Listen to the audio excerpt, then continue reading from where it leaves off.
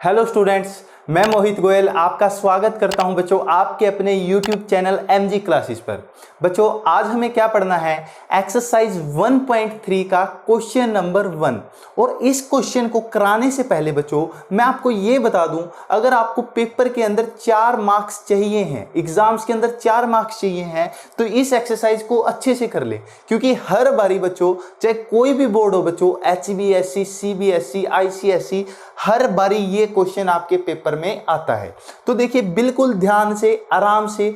और जब आपके स्कूल में ये क्वेश्चन कराया जाता है ना बच्चों, आपको क्या बोला जाता है, इसको तो आपको क्रैमिंग करनी पड़ेगी, रट्टा मारना पड़ेगा अगर आपको 4 नंबर चाहिए। बच्चों आज ये क्वेश्चन ऐसे करा दूंगा कि आप बिल्कुल भी इसको भूलो नहीं गए, और इसकी जो वर्डिंग है ना उसको भी आसान बना दूंगा। देखो क्या कह रहा है, पहले एक बार इसको समझाता हूं कि करना क्या है। वर्किंग रूल देखते हैं। देखिए क्या है, prove that √5 is irrational number. अपने को ये प्रूव करना है मेरे प्यारे बच्चों कि जो ये √5 है ना, ये इरेशनल नंबर है। क्या है? इरेशनल नंबर है। तो इरेशनल नंबर कौन से होते हैं? जिनको हम P/Q की फॉर्म में नहीं लिख सकते। तो देखिए इसके अंदर मैं क्या करूंगा, आपको एक छोटा सा एग्जांपल देता हूं। अब मान के चलिए ये है ना 2 घर है मेरे प्यारे बच्चों। क्या है? ये 2 घर हैं। अगर ये 2 घर हैं, अगर मैं आपको ये कह दूं कि इन दोनों घरों में से एक घर मेरा है, तो आप कैसे बताएंगे? और एक क्लू भी दे रहा हूं बच्चों, क्या कि ये वाला जो घर है ना, ये वाला घर मेरा नहीं है, तो आप क्या बोलोगे कि सर आपका घर ये वाला है। यही बात है। सेम इस क्वेश्चन को करेंगे बच्चों। क्या मैं इस नंबर को है ना रैशनल मान के चलूंगा? क्या मान के चलूंगा? रैशनल। और बाद में प्रूव कर दूंगा कि जो ये रैशनल नहीं है, ये रैशनल नहीं है, तो ये अपने आप ही क्या हो जाएगा, इरेशनल हो जाएगा या नहीं हो जाएगा। समझ में आई कुछ बात? अब देखो, अब करना क्या है, सबसे पहला काम यही करना है। अगर इसको इरेशनल प्रूव करना है ना, तो मैं क्या मानूंगा, let √5 is a rational number. Let √5 is a rational number. तो ये हमने क्या मान लिया बच्चों, एक रैशनल नंबर मान लिया 4।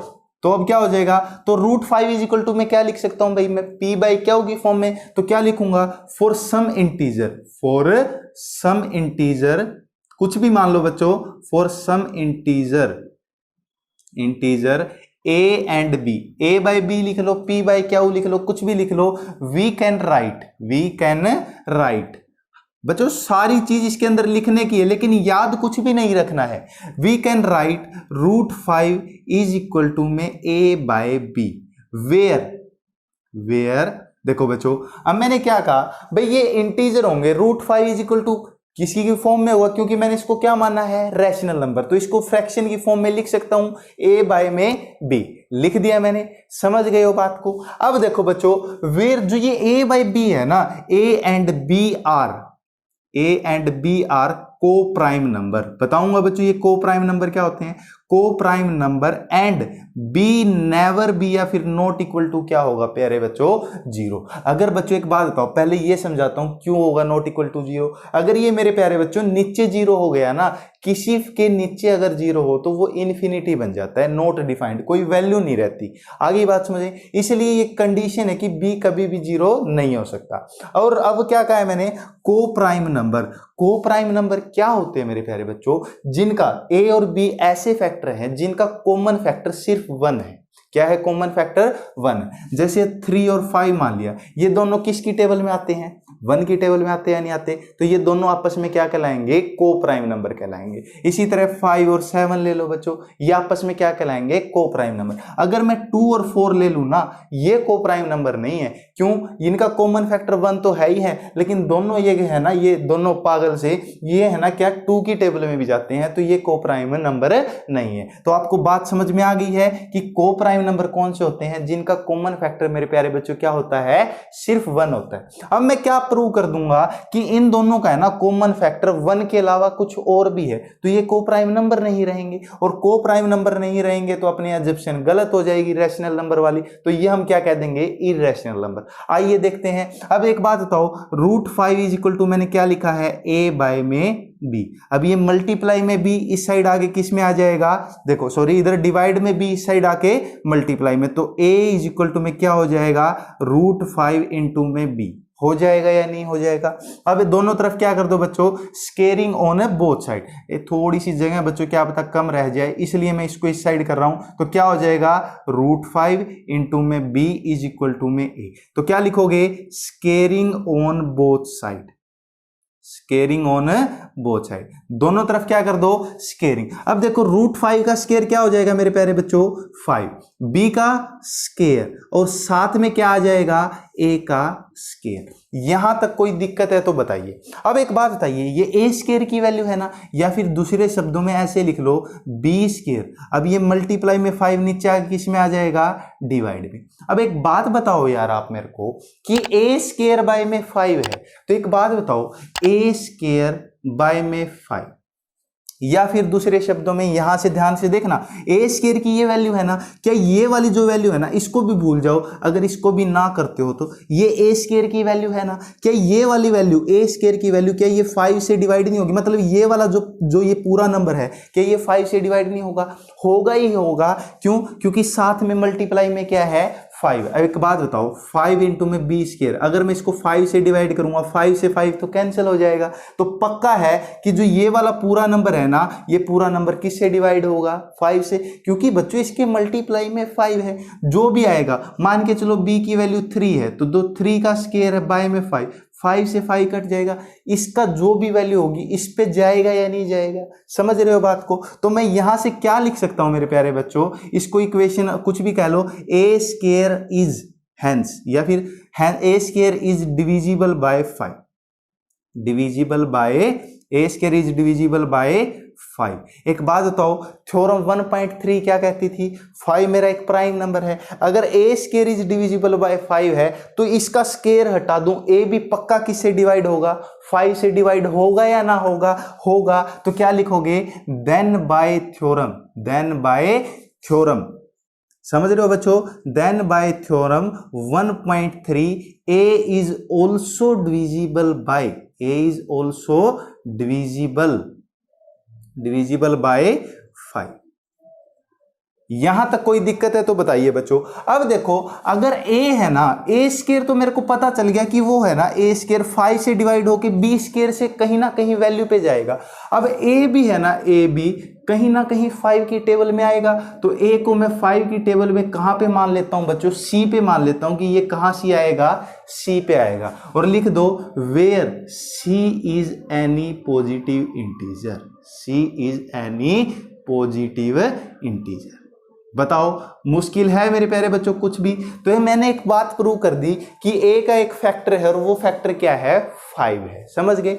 अब आपको एक छोटी सी चीज यहाँ पे क्या ध्यान में रखनी है, ये वैल्यू कहाँ पुट करनी है, जो ये वाली वैल्यू आई है ना, इसमें पुट करनी है, समझ गए बात को। और इसको नाम दे दो a is also divisible by 5, इसको इक्वेशन नंबर 2 नाम दे देते हैं। अब देखो क्या लिखोगे, put the value of a, put the value of a in equation, in equation. बच्चों कुछ नहीं करना, मेरे को है ना अब a की वैल्यू निकालनी, इसी तरह मैं b की वैल्यू निकाल रहा हूं। अब देखो b स्केयर इधर पुट कर दो, put a in equation first के अंदर पुट कर दो, तो क्या लिखोगे, 5 मेरा as it is, b square भी मेरा as it is equal to में a का स्केयर, a की वैल्यू क्या है 5c, इसका क्या करना है, स्केयर।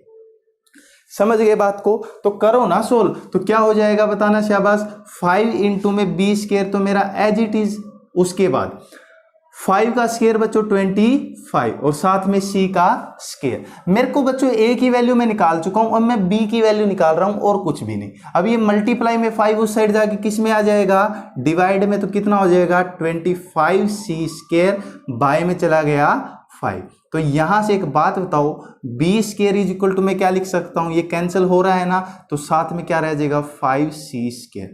अब वही बात आ गई है मेरे प्यारे बच्चों, ध्यान से देखो, b square is equal to में 5 इंटू में समथिंग, तो ये b स्केयर की जो वैल्यू है ना, ये पूरा फैक्टर क्या ये 5 से डिवाइड नहीं होगा, होगा, क्योंकि इसके मल्टीप्लाई में क्या है 5। तो क्या लिखोगे, b square is divisible bye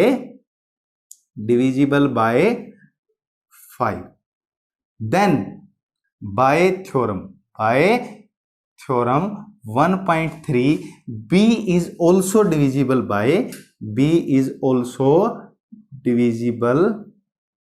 bye 5। समझ रहे हो बात को। अब एक बात बताओ, ये इक्वेशन सेकंड और ये इक्वेशन थर्ड, यहां से एक बात नहीं पता चल गई, ए भी किससे डिवाइड हो रहा है 5 से, और बी भी किससे डिवाइड हो रहा है 5 से, तो इनका एक कॉमन फैक्टर आ गया, क्या आ गया 5। तो क्या लिखोगे, then by theorem, by equation, कौन कौन सी है बच्चों, by equation second and third, A and B have common factor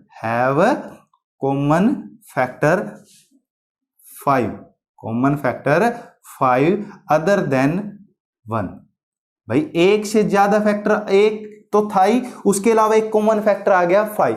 ये अगर कॉमन फैक्टर आ गया 5, तो इसने एक चीज को गलत प्रूव कर दिया कि ये क्या है, को प्राइम नंबर हम मान के चले थे, उसको गलत प्रूव कर दिया। दिस कंट्राडिक्ट, बच्चों ये वर्ड ध्यान में रखना, दिस कंट्राडिक्शन, दिस कंट्राडिक्ट या फिर दिस कंट्राडिक्शन। अब देखो कंट्राडिक्ट का मतलब समझाता हूं, ये वर्ड ध्यान में रखना, ये लिखना पड़ेगा। कंट्राडिक्ट का मतलब क्या होता है, विरोध कर दिया बच्चों, उसका अपोजिट, मतलब ये को प्राइम नंबर नहीं है, इसको गलत प्रूव कर दिया। This contradict A and B को प्राइम, इसने क्या प्रूव कर दिया कि ए और बी को प्राइम नहीं है। अब एक बात बताओ, क्यों आया ये दिस कंट्राडिक्शन अराइजन या हैपन, कुछ भी लिख दो, मना के लिखना है बच्चों, अराइजन ड्यू टू अवर रोंग अजप्शन। क्यों आई बच्चों ये कंट्राडिक्शन, क्योंकि हमने कुछ गलत माना होगा ना, तभी तो आई होगी। हमने क्या गलत माना है, अपन ने रोंग जब्त किया है, क्या जब्त किया है कि ये रैशनल नंबर था, हेंस, बस फिर मेरे प्यारे बच्चों, हेंस √5 इज इरेशनल नंबर। हम मान के चले थे रैशनल, तो ये क्या हो जाएगा, इरेशनल नंबर। अगर बच्चों आपको ये क्वेश्चन अभी भी समझ में नहीं आया तो दोबारा समझा देंगे, कोई बात नहीं, लेकिन समझ में आ गया होगा। एक बारी 2 मिनट लेता हूं, रिपीट करता हूं। देखो हमें क्या करना है, बिल्कुल आसान है बच्चों, डरने की जरूरत नहीं है।